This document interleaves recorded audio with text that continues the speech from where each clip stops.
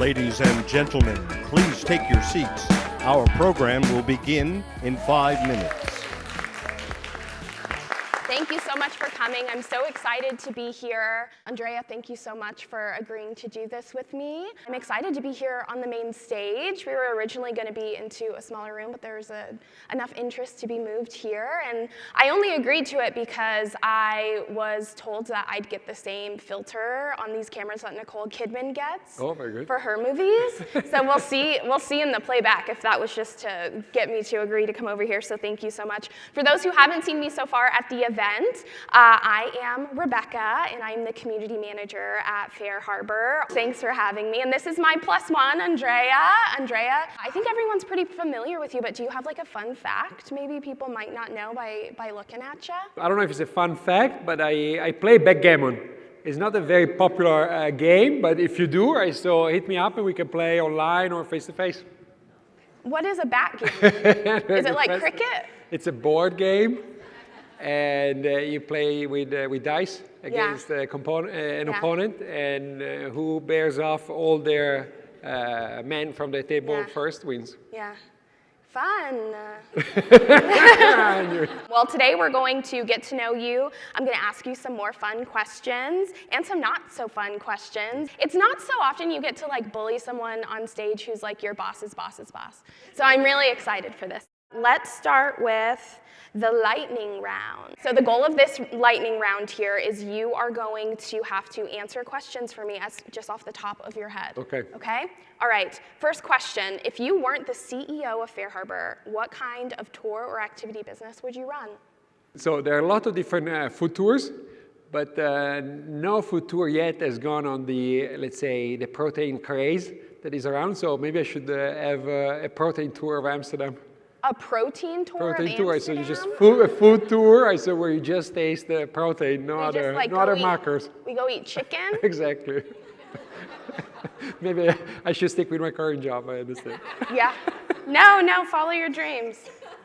Adventure-based activity vacation or a comfort-based activity vacation? Well, I would say in the middle. Is that okay? Is that possible? No. So I like some adventure. So then adventure. I would go for the adventure, yes. What kind of adventure? Exploring a place I've never seen before. Yeah. I really like volcanic islands, like Hawaii, like some islands in Italy or in Portugal. It's a completely different scenery, completely different look. Fun. Okay, skydiving or cave diving? Oh, neither. I'm afraid of both. Really? Yes. You look like a bad swimmer, I feel like. No, I don't think so. I'm afraid of heights already here from this stage. It's already difficult for me to be here. Aww. And I don't know, I don't see a reason to seek those type of thrills. Yeah, so now we're on to our next section here, and it is fact or fiction. Okay. And Andrea has not seen any of these questions. So in this section, I'm going to give you a tourism-based statistic, and you have to guess if it's going to be fact or fiction. Okay. And if they're too easy, just pretend that they're hard. Okay. Okay, so the first one is, most operators say their social media ads bring in more bookings than Google ads. Do you think that is fact or fiction? Fiction.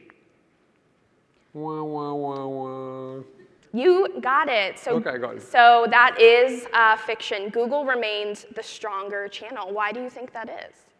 I think it's easier to measure. There is more established best practices.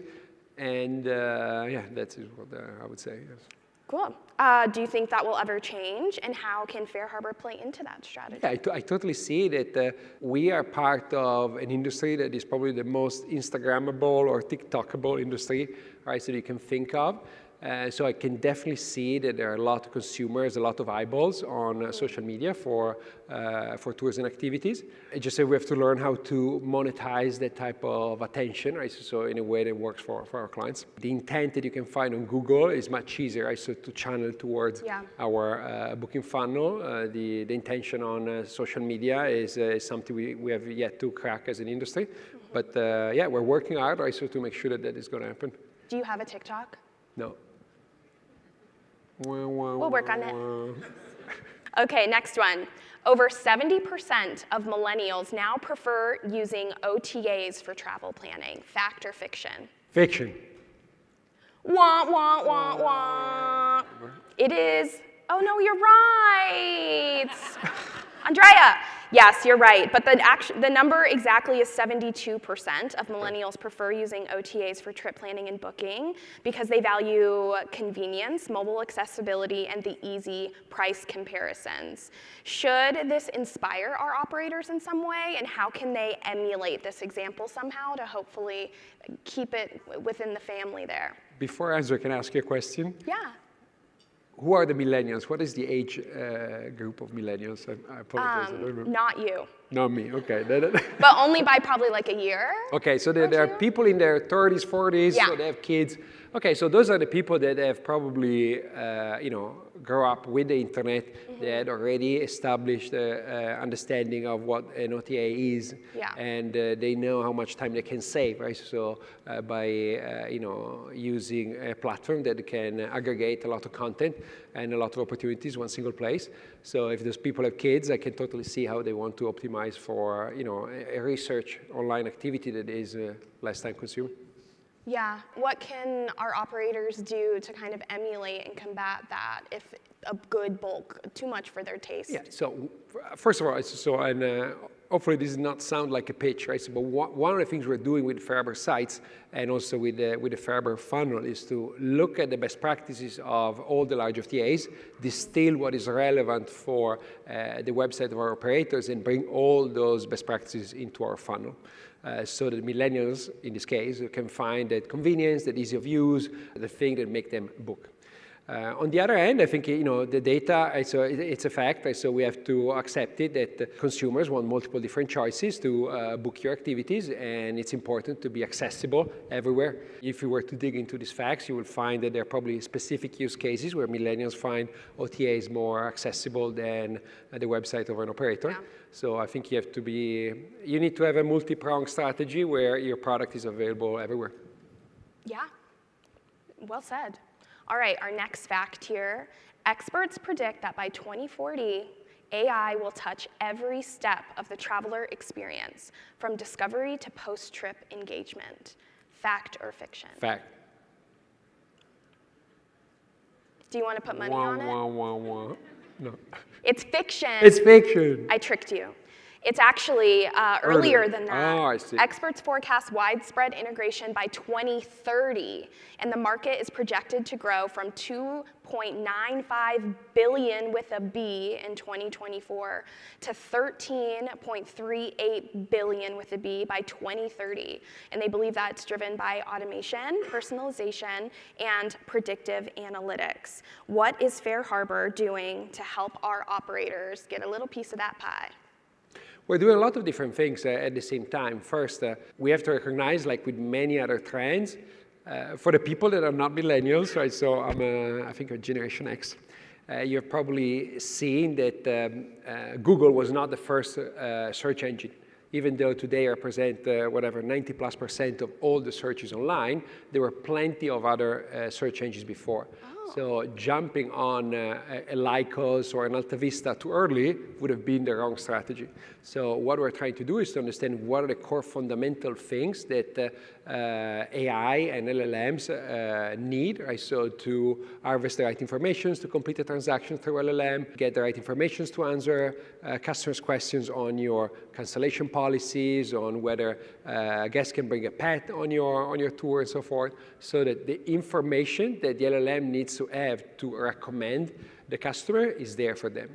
We've done also a lot of work to make sure that our funnel, so the light frame that is on your websites, is crawlable by large language models, so that it is very easy for them to understand what is available, at which price, different ticket types do you offer, and so forth. We do a lot of experimentation, like we've heard today by Dan and other people, so we're still very early in this transition. And we have to invest a lot of time in figuring out what works and discard quickly what doesn't.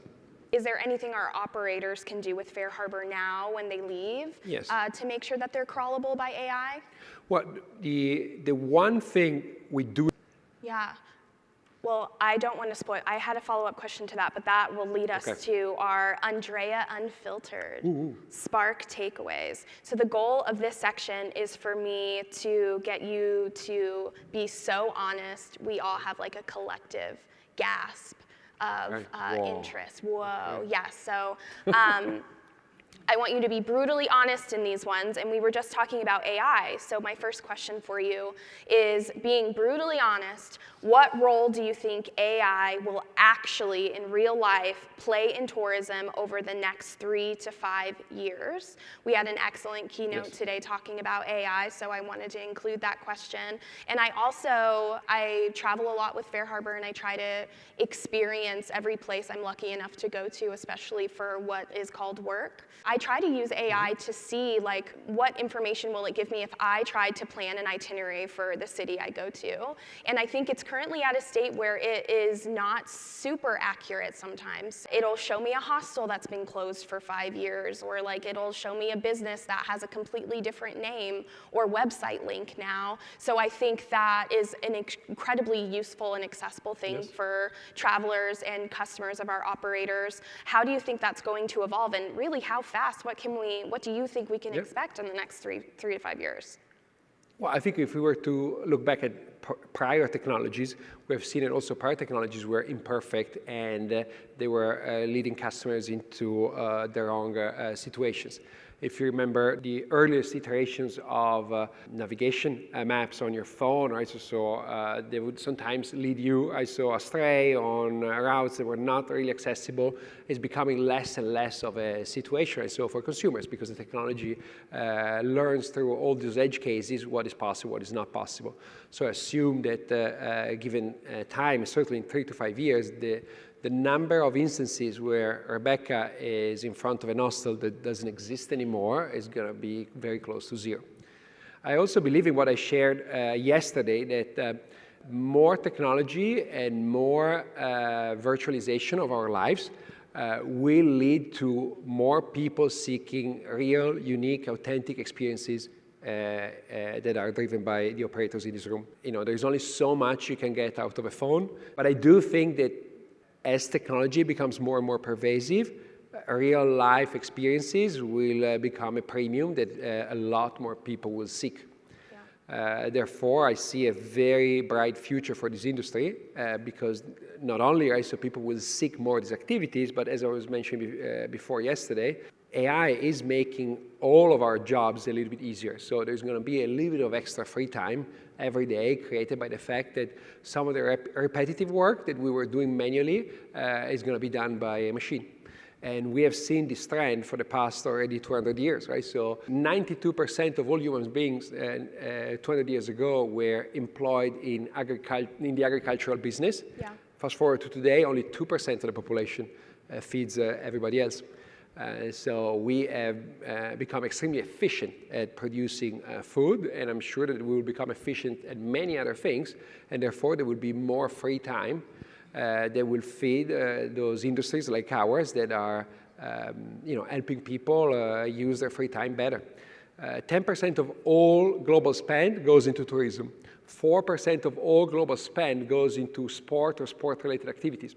All things that are not strictly necessary for survival.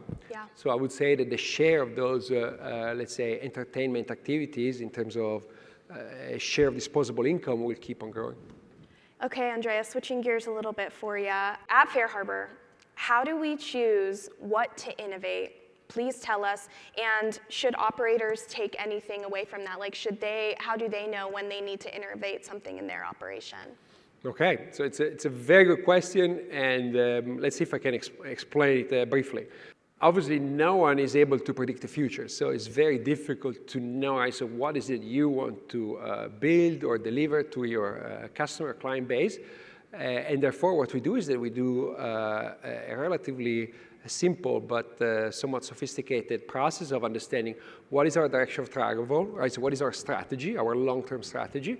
Based on that, we allocate resources on those, let's say, core, call them bets or activities. And then within those activities, we have teams that constantly think, okay, what are the right things to work on? And how do they do it? They look at the needs of our clients and our prospects. We measure multiple different things. We look at how you actually use the product. We look at how consumers use the product. We listen to your feedback, whether it's Spark or through interactions with our support or account management teams. And we then try to stack rank all those activities based on how likely they are to meet the expectations of more operators, and how easy it is to deliver those functionalities. So anything that has broad appeal and is easy to do, right, so gets produced earlier. Everything that has little appeal, right, so it solves only for very few operators and is extremely hard to do, is not discarded, but is researched more, so we understand, okay, out of this very complicated process, what is it that we can do that is going to be easier to produce? What is it that operators can take out of our model? Right, so I would say, right, so a test and learn mentality, which, by the way, I believe that after the conversation I had with most of you guys already possess. You try to figure out what is it that your tour does well, and you double down on it, and you try to test new ideas. If they work, you keep the new tour. If the new idea doesn't work, you remove it relatively quickly. I also see from our telemetry data on FareHarbor that you are relatively quick at creating new items, relatively quick at trying new functionalities of FareHarbor, and the art is to, and the science combined, is to figure out what is it that really works for your business and keep on doing it, and discard quickly what doesn't. Can you pull back that curtain a little bit and give our operators some insight on, like, we have teams that like call them and say, what do you need? Or like we even have data that shows where are people getting stuck, et cetera, et cetera. Can you pull back the curtain a little bit? Yeah, of course. I will give you one example. Right? So most of you will have to interact with our support team. You either send an email or call them. We log all that information. We see that, for instance, so you tend to request a lot of help with our promo codes. Then we derive, okay, this is not easy enough for our users to implement by themselves. So we take a sample of those users have called, and we have our research team or product teams call them and say, what is difficult for you? Tell me, so what are the use cases you're trying to solve? We use the information to go back to an engineering team, write a new piece of software, and we expose it to a smaller group of you guys. If it works, then we expand it to more people. If it doesn't, we try again. And we, for instance, maintain a list of the top 10 reasons to call support. And we constantly go through it and figure out, okay, what is it we can automate on behalf of our clients? What is it we need to do differently on behalf of our clients? And other things we do, for instance, I had a conversation with maybe Zier, so one of our clients that mentioned, I love how you help us sell add-ons, right, so into the book funnel. But I wish we could also sell add-ons from the confirmation page. So allow me to convert my customers quickly on my core product. And then, because there's usually some lead time between the booking and the actual activity, allow me to upsell them on other things later. So it's a good idea, right? So then I write it down on my phone. I go back to the product team. We try to understand, okay, is this one single client that needs this thing? In that case, we probably not prioritize this thing highly. But if we see that more clients want to do it, then we go into an exercise of understanding what is the smallest possible step we can take to validate this idea as quickly as possible with our clients. Okay, so my next question is about OTAs. So we had a couple OTA sessions this Spark. I want to know, what's your hot take on where OTAs fit in operator growth? Yes. So I attended yesterday a session where OTAs were on the hot seat, like we are here now, right? So, and there were a lot of questions to Viator on how expensive it is to use Viator. I saw the commissions rate is too high. And I understand that the perception is that the price that operators pay, right, so to have access to those customers is high. But the reality is that if you look behind it, right, so they deliver to you a result.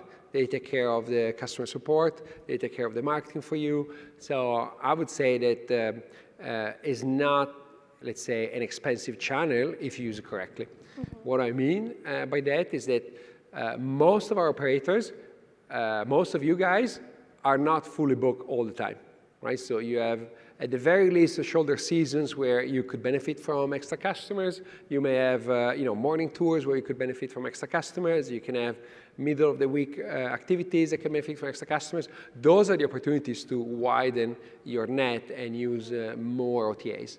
And most operators here use, the top 2 or 3, but there are plenty of others that can help you cover, local niches, international niches, and other demand that you would not get otherwise.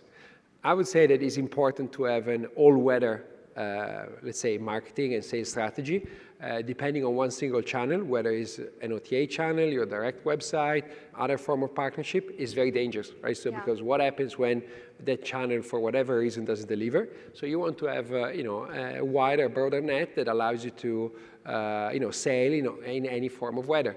If you have very good weather, you can get more of your booking from your own direct website. But if you encounter a storm, you can use other channels to maintain your business. Yeah, I recently learned that I had a podcast out in New York City with an operator we have called See the City who has hot tub boats, and that will be out in the next season. And he said something that was really interesting. Apparently there's something called the World Cup. It's like soccer. Have you heard of it? I heard it, yes. And apparently it's football, not soccer. Oh my. I'm kidding. We'll talk about that. I love sports. He was even though that's, I guess, happening maybe next year, I believe, he was already prepping his pricing strategy for that, which I found really interesting. And he said, I want to capture more Europeans who will be traveling here. So I opened up more avails for that time on Get Your Guide. Do you have any insights into strategies like that when dealing with OTAs and like how that plays into marketing international tourists? Yeah, so many OTAs have their specialties or their superpowers or their core audiences, and Get Your Guide has a very strong audience in Europe. So if you want to tap into more Europeans, Get Your Guide is a good way to do that. What I would like to say to that operator is something that I heard actually this week, right? So from local operators here in Vegas. And also I'm trying to connect the dots with other information that I received in the past 2 years, is that if consumers are visiting your locations for a short period of time, let's call it for 2 or 3 days because they come for the World Cup, will they invest their short disposable time into a tour that is 6 or 7 hours long? I'm thinking, so we all came here to Vegas, right? So if you want to visit the Hoover Dam, so it takes 5 or 6 hours. Now, there's a physical limit there, so I don't think you can get there faster. But if you don't have a physical limit, think if you want to have a shorter tour that can be consumed or perceived to be consumed in half a day, because I think that some of the limits of capturing these, let's say, quick transient demand is that if I'm staying here for 3 days, I don't know if I'm willing to dedicate 1 full day to the Hoover Dam. It's a great engineering miracle, don't get me wrong, so I would love to see it, but I would probably be more inclined to visit if I stay in Vegas for a week. Yeah. So all things being equal, right? So I would say that use multiple channels, but also try to think whether the same product that you have can be declined in multiple different, in this case, time lengths, so that you can cater to different type of consumers. So we're going to answer some questions from both the FareHarbor community as well as those who scanned that handy QR code in the opening session. Okay. So thank you to everyone who submitted those. My first one comes from Marcel at Fury Water Adventures. Will the future at FareHarbor hold an AI-driven dynamic pricing feature? Marcel, the answer for you is sounding yes, right? So it's actually our present. We are already testing a completely machine learned AI-based prediction model that looks at all of your past transactions, all of our future availability, and attempts to make an educated guess of what should be the right price based on all those variables that I just described. We don't do it completely, we don't let the AI completely complete the job by itself. We do have what they say, a human in the loop, right? So we have a colleague, right? So that an expert, right? So looks into these things, make sure that there are no odd outlier in your pricing. Especially what we've learned is that it's very easy for the AI to get your pricing right for the next, let's say, 7 days, but it could do something particularly odd if the AI is trying to price your product for the next, let's say, 6 months. So we have humans, they're checking, they're making sure that everything looks and sounds correctly, and we refeed the same data back into the algorithm, so the algorithm learns from its own improvements. Is this something we would like to test with more and more clients? I understand that for some clients this is very challenging emotionally to accept. Right? So how, I'm losing control of my own prices. What should I say to customers that are queuing on the same line to go on my boat and they have been charged different prices? Well, the reality is that any human being that has been on a plane in the past 20 years, has been on a train or in an hotel for the past 40 years, has been exposed to some form of price discrimination. It's price discrimination that is designed to actually improve the marketplace so that people who want to save money, they can do it by, let's say, booking earlier. And people that value more their flexibility, they can value flexibility more by booking late, but sometimes paying a slightly higher price. Yeah. So I'm going to ask a silly question. What makes it AI? Like, what makes that artificial intelligence? What it makes, so a non-artificial dynamic pricing strategy would be a strategy based on rules. If this, then that. Something like when I sold 80% of my tickets, increase the price by 10%. This is going to be always the same, right? So it's not really dynamic. It's not based on, it's based on a machine executing exactly your rules. With machine learning, with AI, is the AI that is taking information from your past transactions, looking at your current availability, and create their own decisions. So in this case, they would say, I'm not going to change the price when 80% of your tickets are sold. I'm going to do it when 60% of your tickets are sold. Because I saw that usually on Saturdays, you tend to sell out completely. So we are going to start earlier to increase your prices. Or in other situations, the AI will see you never sell out on Wednesdays. We're not going to increase your price, even though you're at 80%, because your chances to completely sell out is not very high. Interesting. Is there a way to maneuver that with affiliate rules, for example? Yes, so we want to go there in stages. We definitely want to be in a conditions where the operator has control, so you can set the boundary conditions of this AI. So you can say the minimum price I want to sell my activity for cannot be below $40 because my cost is actually $35, so I need to make a spread. And I never want to sell more than $200, let's say, because I know that above $200 I tend to get lower reviews, right? So from my guests, right? So, or lower scores in those reviews. So you set those dynamic boundaries. You can set also other boundaries related to increase those prices only on the OTAs, increase your prices only on, or increase the price and close Viator, say increase your prices and open, get your guide.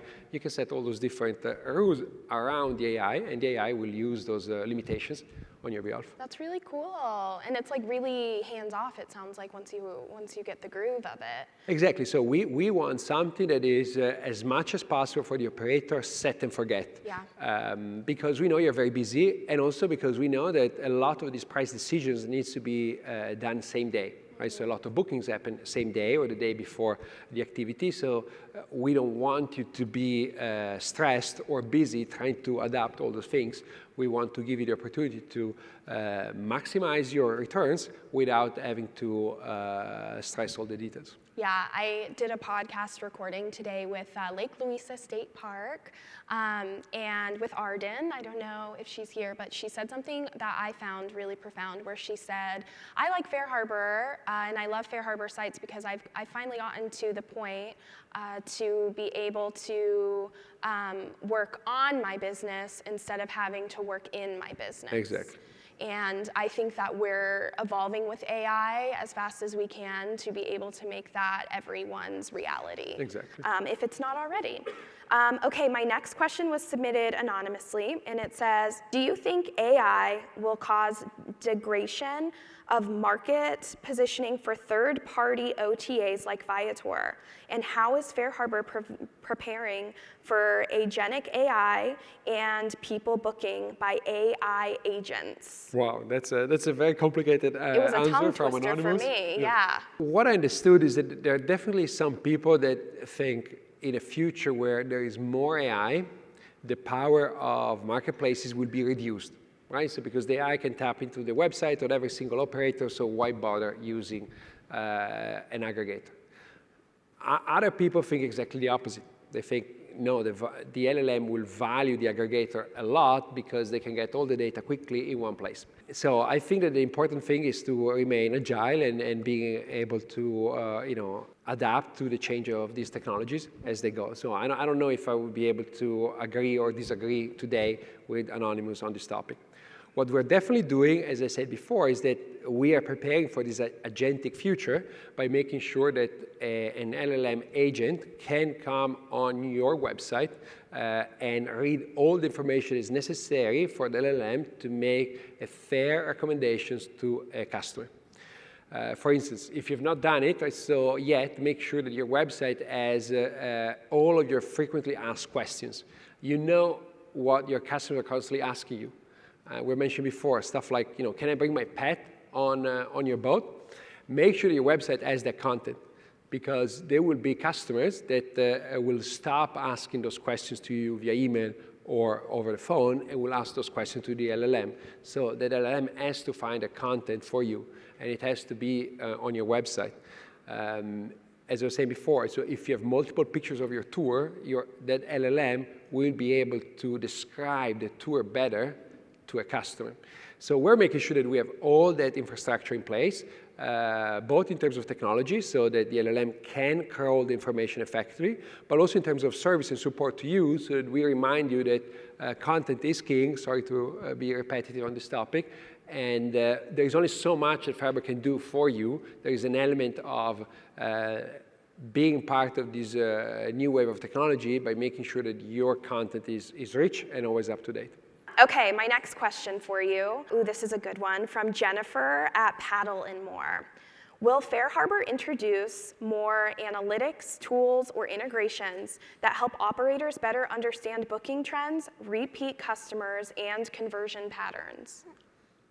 That's a good question. Definitely yes. So you may have interacted with her, I saw here, but we have the product managers for our, let's say, report team.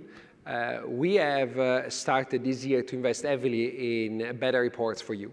What do I mean by that? Right? So we always had a very, let's say, expansive and rich reporting tool, but we are trying to surface more of the data to you without you having to do anything. Mm-hmm. So we are creating better charting, right? So better visualization of the data on your reporting dashboard.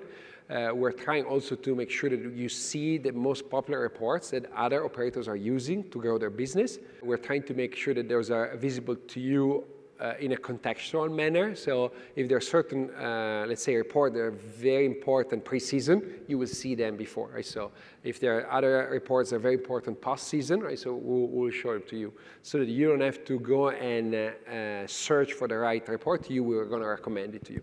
But the other thing is not just recommend you the report. We want to recommend you which actions you need to take based on the insights that has been generated by the report. Some of the insights, for instance, we're already showing on the report.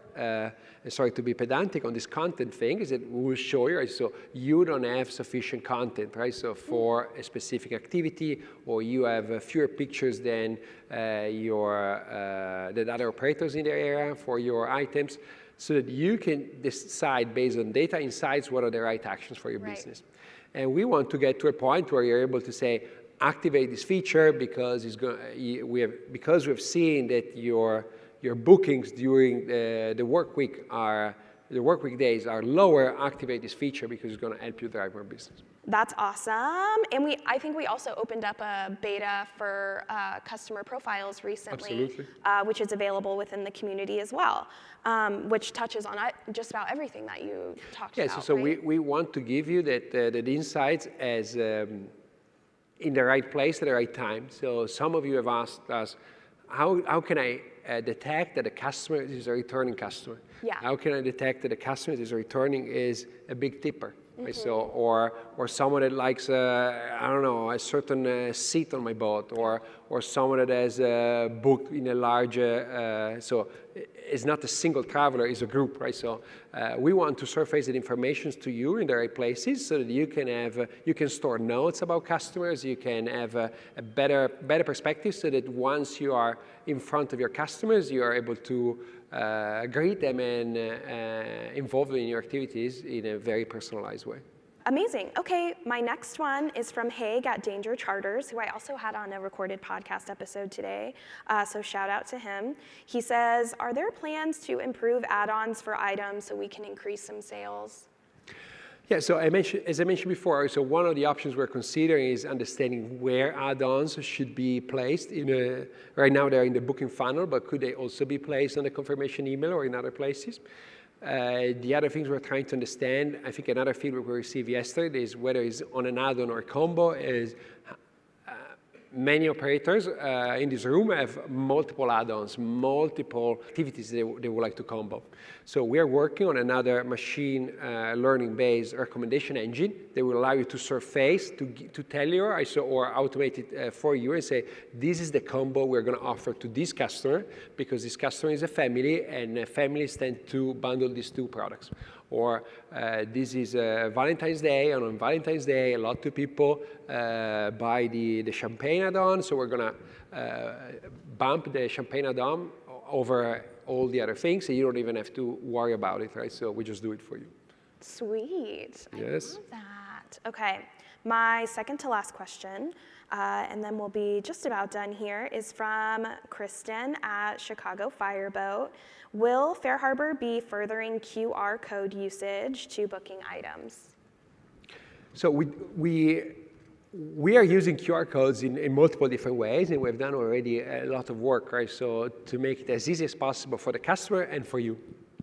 For instance, if the customer has not yet paid or has not signed a waiver, as you scan the QR code, you will see on your mobile phone that they have not paid yet or they not have signed a waiver, so you can remind them of the action they need to take.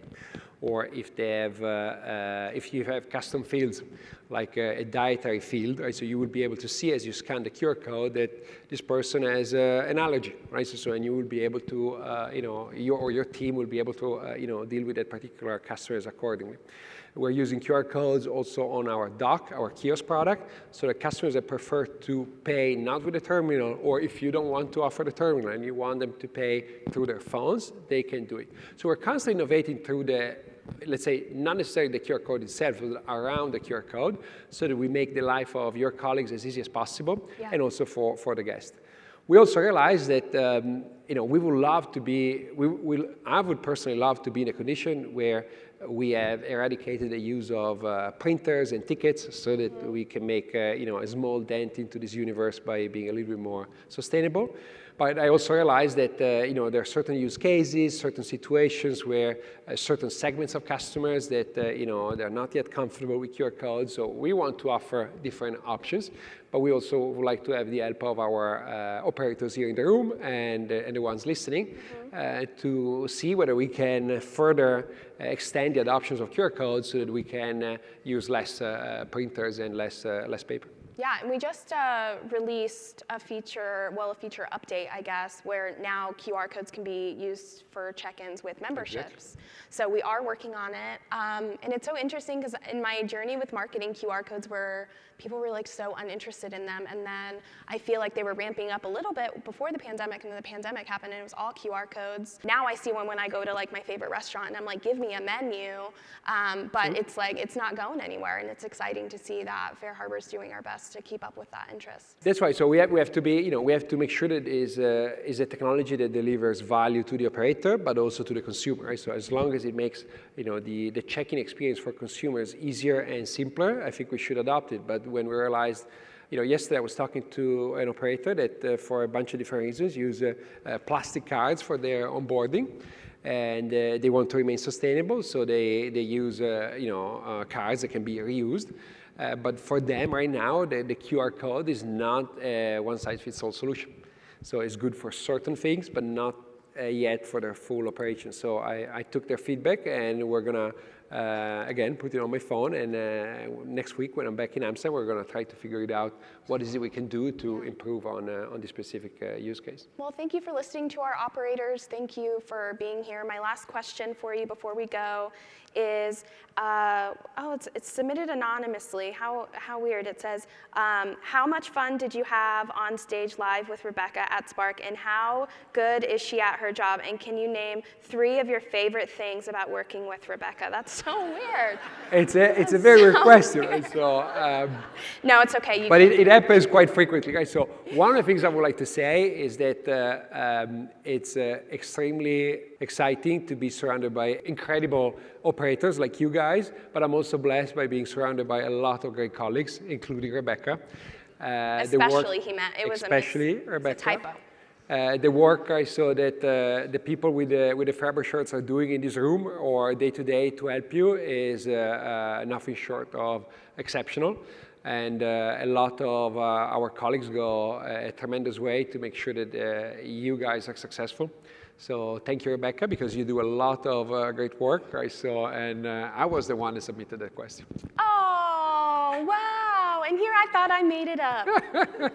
Wow, I'm blushing. Well, thank you so much, Andrea, for being here. Thank you all for being here. I know you had to be away from your families, your businesses, in order to come here, and it's not always convenient, and you spend your time with us. And we're looking forward to golfing with you later. Andrea is very competitive, so I'm excited to see him lose. And we're going to have a great time. Thank you all for being here. Thank you, Andrea, and we'll see you all later. Thank you. Ciao, ciao.